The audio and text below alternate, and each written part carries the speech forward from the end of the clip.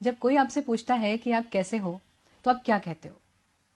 मेरी एक आदत है, जब भी कोई मुझसे पूछता है कि आप कैसे हो, तो मेरे मुंह से हमेशा यही निकलता है कि ईश्वर की कृपा है।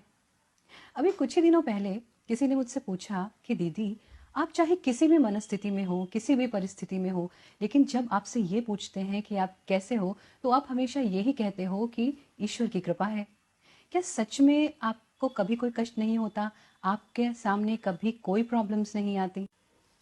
नमस्ते, मैं हूं निष्ठा सारस्वत और आइए आज बात करते हैं कि ये ईश्वरीय कृपा होती क्या है।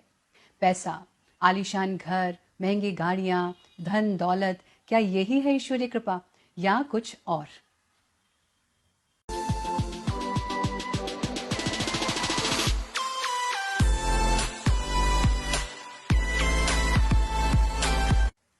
द्रौपदी के स्वयंवर में जाते वक्त श्री कृष्ण अर्जुन से कहते हैं कि हे पार्थ, तराजू पर पैर संभाल कर रखना, अपना संतुलन बनाकर रखना और तुम्हारा लक्ष्य मछली की आंख पर ही केंद्रित हो, इस बात का खास ख्याल रखना। तो अर्जुन श्री कृष्ण की तरफ देखते हैं और कहते हैं कि हे प्रभु, अगर सब कुछ मुझे ही करना है तो आप क्या करेंगे? आप क्यों मेरे साथ हैं? भगवान श्री कृष्ण हंसते हैं और हंसते हुए अर्जुन से कहते हैं कि हे पार्थ, जो तुमसे नहीं हो पाएगा वो मैं करूंगा। तो अर्जुन कहते हैं कि ऐसा क्या है जो मैं नहीं कर सकता? भगवान श्री कृष्ण फिर हंसते हैं और कहते हैं कि हे अर्जुन, उस अस्थिर विचलित पानी में जब तुम मछली की आंख पर निशाना साधोगे, उस समय उस अस्थिर पानी को स्थिर मैं रखूंगा। कहने का मतलब यह है कि आप स्वयं चाहे कितने भी बुद्धिमान क्यों ना हो, कितने भी निपुण क्यों ना हो, कितने भी विवेकशील और महान क्यों ना हो, लेकिन आप स्वयं हर एक परिस्थिति पर नियंत्रण नहीं रख सकते। आप सिर्फ अपना प्रयास कर सकते हैं और वो प्रयास की भी एक सीमा होती है और उसके आगे की भी जो बागडोर संभालता है उसी का नाम ईश्वर है। और उस पर यह अटूट विश्वास कि उसने ये बागडोर संभाली हुई है और वो हर पल आपके साथ है, ये है ईश्वरीय कृपा।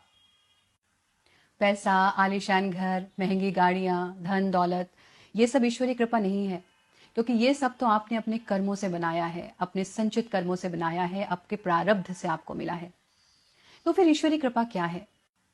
हमारे जीवन की वो प्रॉब्लम्स, वो संकट, वो विपदाएं जो हमारी जानकारी के बिना ही खत्म हो जाती हैं, वो होती है ईश्वरीय कृपा।